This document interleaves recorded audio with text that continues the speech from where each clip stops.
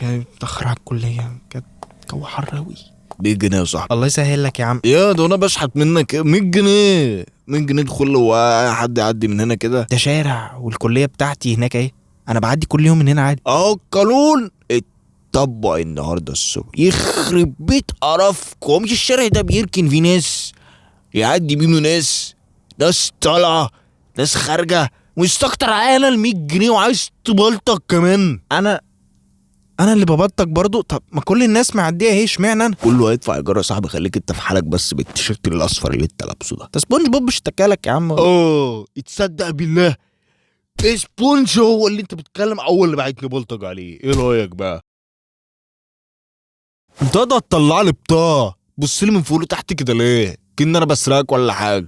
ما تنجز يابا، تنزل المياه، خلينا اتكل اشوف اكل عاشي. بس حلو قوي كده، خليك زي ما انت، كمل في اللي بتقوله. خليك انا هعرف ازاي افضحك كويس. لا خليك يا عم، مالكش حاجة عندي، واللي تعرف اعمله يا عيب جدا يا ابني، عيب جدا اللي بتعمله. ايه ده يا حبيبي، ايه ده انت ما فطرتش شكلك هفتان. ايه ده بس، سيبه انت، ايه اللي مزعلك؟ ايه ده، استهدى بالله.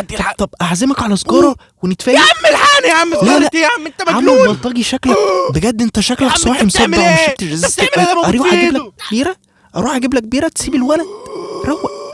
عايز كام؟ عايز 2000 جنيه؟ انت عاوز 3000 جنيه؟ اجيب لك برشامة صداع؟ اكيد صدعت من ضرب الولد يا حبيبي، عيب كده ما يصح. هو في ايه؟ بلطجي بيضرب عيل. طب ما تحوش. لا يا عم، لا يطلع معاه حاجة يعورني، ماليش دعوة. ما تروح انت. لا يا عم، لا يطلع معاه حاجه.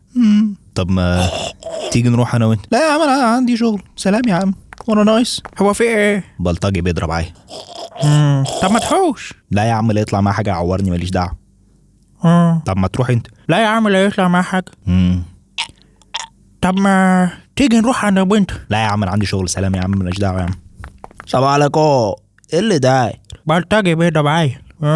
طب ما تحوش يا فخم. لا يا عم، لا يطلع معاه حاجة كده يعورني. طب ما تحوش انت، باين عليك معاك حاجة تعوره. لا يا ابويا، مش اصول، دي جوله مخصوص. طب ما تيجي ندخله سوا. لا يا عم، انا عندي شغل يا عم، باي يا عم، ماليش دعوه. احمو ايش يا فخم؟ ايه اللي دايق؟ عاركه يا اخويا، تاخد حقك، ما ينفعش يا ابني اللي انت بتعمله ده، عيب وفضح. ايه ده غلبان خالص، ما تيجي نتصدر له. لا يا عم، مش اصول، دي جوله مخصوص. نلعبوا ساعتين بلاي ستيشن. خش يا ابويا، معاك حاجه نشربها؟ عيب عليك.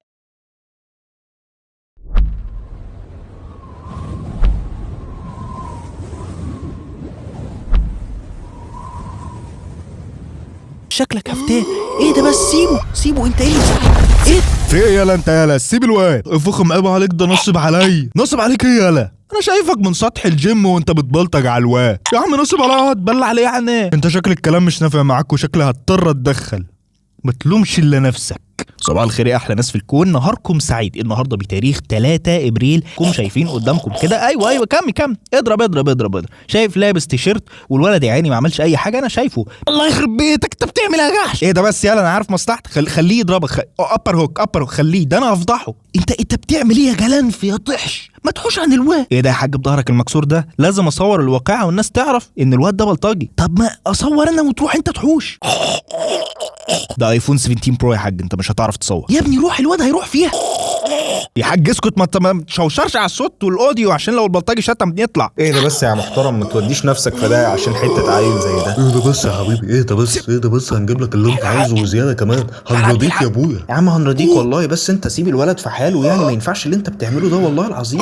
حضرتك اهدى بس. يا عم انت بتعمل ايه؟ بريف. ايه ده يا محترم، اهدى كده، ما ينفعش خالص كده اللي بيحصل ده في واضح النهار، يعني ما ينفعش يا محترم، هتودي نفسك في داهيه عشان حته عيل زي ده ملوش لازمه يعني يا محترم. اهدى بس يا محترم، هنجيب لك حقك يا محترم. ده مش انت، لوك ات مي، ده مش انت خالص. كوتشي. انت بتعمل ايه يا حاج؟ الله يكرمك يا ابني، ما انا ما اقدرش اشوف حد بينضرب كده واسكت. ايوه، يعني مدى تاثيرك على الموقف بعد ما الناس اتلمت هيكون ايه يعني؟ انت ظهرك سحب وراك بالعافيه. ما لو في راجل ما كانش راجل مكحكع زيي، ساب طابور العيش وشغله اضطر يتدخل. خلاص يا حاج، روح هات دواك من الصيدليه، الموضوع عندي. على فكره انا قاعد على السلم مناك من ساعتها وشايف الموقف، وعامل لي دخول بطولي وقالع التيشيرت وقلت هتعمل وتسوي، في الاخر بعد النفخه دي كلها سايب الواد ينضرب ومطلع عده موبايل بتصور بيها. امال الناس تعرف ازاي اللي بيحصل يا ابني؟ ده دليل قاطع، ده اهم حاجة. والهلافيت اللي عمالة تهدي في واحد دماغه رايحة منه اصلا من ساعة ما قرر انه يخنق ولد مسكين بعد ما فشل انه ياخد منه 100 جنيه. يعني انت لو امك بلطجي مسكها ضربها هتقعد تهديه برضه ولا تدخل بركبتك في احشاء؟ انا قاعد وشايف كل العبط ده، 5 رجالة مش عارفين تخلوه يسيبه حتى. طب ما يعني وطي صوتك يا دكر بس شوية عشان الاوديو يجي كويس. انا هوريك الدكر ده هيعمل دقيقة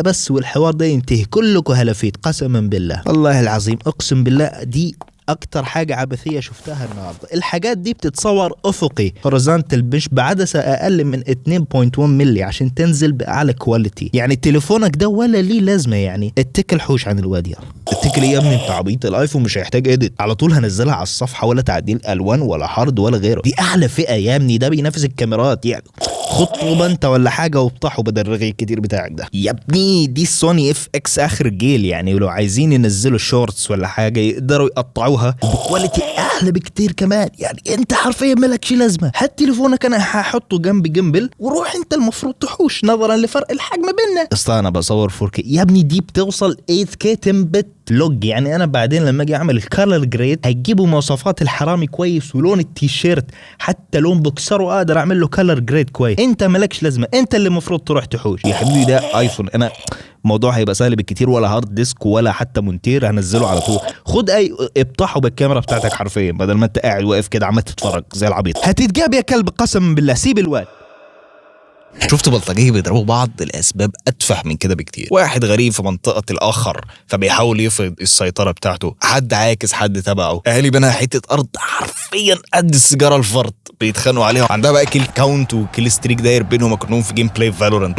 مش موضوعنا نهائي السبب. يعني الملام الاول هو اللي قرر يبلطج على حد ومعتبر ان الفلوس اللي بتديها له عشان ركنك ولا عشان معدي من منطقته ومش عارف مين عينها بتاعته. بصراحه يعني دي من حقه ورزق، دي من البي او في بتاعه ان ده حق ورزق. مش الملام الافلام ولا السينما، دي مش شماعه تبرير للشر اللي بيتكون في نفس الانسان، لان دول ما يصنعوش حد سيء من الصفر، بل في بذره حقد وكره موجوده اوريدي. لان اللي قرر بنفسه يعتدي على الناس هو المسؤول الاول عن تصرفاته. الشخص اللي بينضرب ضعيف صغير ما فيش في ايده حيله غير انه يصور، وده كويس جدا، ده كويس لانه بيوثق حاله ما تقدرش تنكرها. اهو انت وانت بتعمل اهو وشك اهو بكسرك اهو. ومش بهاكم ابدا فكره انك توثق الواقعه وتبعد كل سبل الانكار وتوصلها للي ما شافش اطلاقا، ده كويس جدا، لا وطريقه من اكتر الطرق الفعاله. لكن ترسخ في عقل الناس ان ده هو الفعل الوحيد السليم اللي بيتعمل. الناس بتلم وشافت الموقف وطبيعي خايف على سلامته لا يكون معاه حاجه، وطبعا سلامته مهمه، يعني في ناس بتتدخل وبتتاذي، مفهوم جدا. لما انت تكون الشاهد الوحيد على حاجه زي دي، الشخص الوحيد اللي قادر يساعد هو انت، حسك بالمسؤوليه والتدخل بيكون في ضرورته، وتقعد تقول لنفسك مفيش غيري هنا ولازم.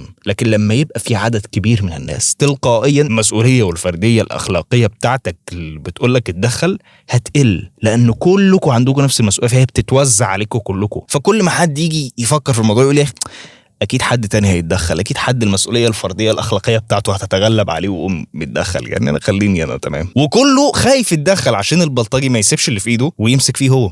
وكل ما حد جديد يجي ويشوف الباقي واقفين وما بيعملوش اي حاجه او بيصوروا هيميل لانه يعمل الشيء اللي هم بيعملوه الشائع والسائد ويقنع نفسه ان ده مش موقف اصلا يستاهل التدخل. ما هو لو يستاهل التدخل كان الناس اتدخلت. يعني ناس كتيره بتلجأ انها تهدي المعتدي، ده تمام جدا، ممكن ينجح لو المعتدي لسه ما بدأش ضرب او طحن في الراجل اللي قدامه يعني. لكن مش من المنطقي ان يكون بيفعص حد في ايده ودماغه طافت خلاص وتروح تقول له كوتي كوتي كوتي كوتي هدي نفسك، وبالاخص لما تكونوا 5 اشخاص كل واحد بيستعرض مهاراته في التربيه الحديثه. انا مش بوزع ميداليات المتدخل الذهب ولا بقول نتخانق، مش بنتقد اصلا خوفك على نفسك، انا بنتقد ان ما ينفعش يكون في 20 واحد بيصور و20 بيقولوا كوتي كوتي والواد بيموت. في مساحه كبيره قوي من الافعال بين انك ترمي نفسك فوق البلطجي او انك تتفرج. مش شرط واحد هو اللي يتصدر، يعني يقدروا كلهم يتصدروا. العجل ده ممكن يدي التليفون لجده ويدخل هو والتاني والخمسه دول يحوشوه مش ردعوه. تصرفات كتيره جدا ممكن تقلل من الضرر وتبعد ده عن ده. بتختلف طبعا من موقف لتاني، بس ما اعتقدش كلمه انا مالي واكيد في واحد تاني هيدخل واحده منهم. كل شخص شايف ان دوره الوحيد انه يصور، هيجي عليه يوم يكون هو اللي بينضرب، واللي حواليه ما شافوش انه شائع نتدخل، بل شائع نصور. التصوير كويس، خوفك على نفسك كويس، بس دي مش الاوبشنات الوحيده اللي موجوده، في حاجات كتيره قوي ممكن تقلل الضرر. بس ده كل اللي عندي. انت حر ما لم تضر وما لم تتعدى حدود الله. اراكم حين اراكم.